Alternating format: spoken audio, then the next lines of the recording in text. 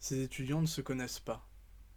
Je les ai invités à jouer de la musique dans mon quartier et à parler de leur rapport à la pratique musicale, qui a joué un rôle prépondérant dans leur rapport au monde et au temps pendant la crise sanitaire. Jouer avec des gens, c'est trop bien aussi. Parce que bah c'est trop kiffant aussi. Donc, comme aujourd'hui où j'ai pu jouer avec des personnes que je connais pas il y a 4 heures quoi. C'est hyper intéressant de jouer avec des gens parce que ça développe d'autres trucs, que ce soit musicalement ou humainement, de devoir écouter, laisser de la place aux autres.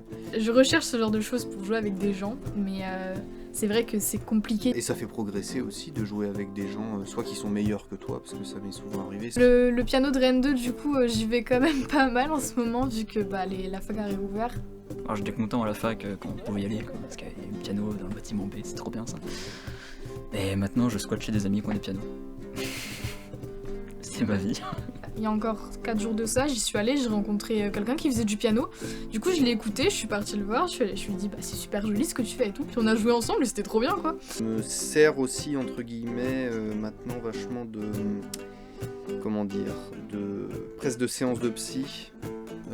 Parce que je vais pas chez le psy.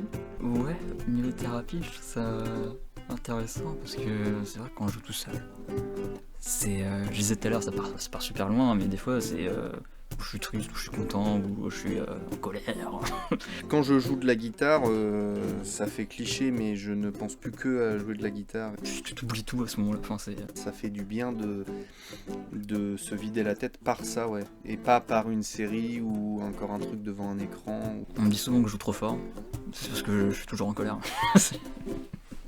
C'est faux. C'est vrai que pendant le premier confinement, bon déjà on était un peu tous pas contents entre guillemets, mais moi j'étais en terminale et tout, je quittais les cours, enfin je me suis dit je vais avoir plein de temps pour moi et du coup le piano c'est vrai que j'ai passé des fois à 3-4 heures dans l'après-midi et je fais ça tous les jours quoi. Au moins ça m'évite de crier, c'est déjà ça, ou de taper des gens, je tape la guitare c'est mieux. Enfin je tape pas ma guitare, ça coûte trop cher pour taper. J'aime bien aussi parfois jouer quand je suis tout seul, mais je veux dire tout seul dans le logement.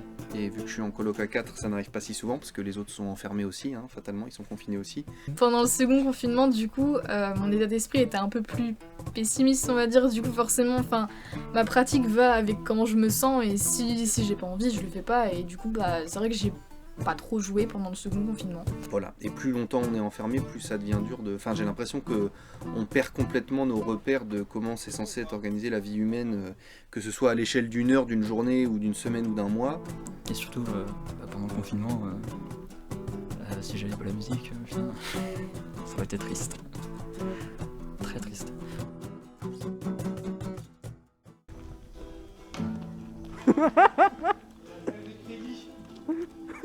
Tu mets ça et tu mets les crédits qui défilent.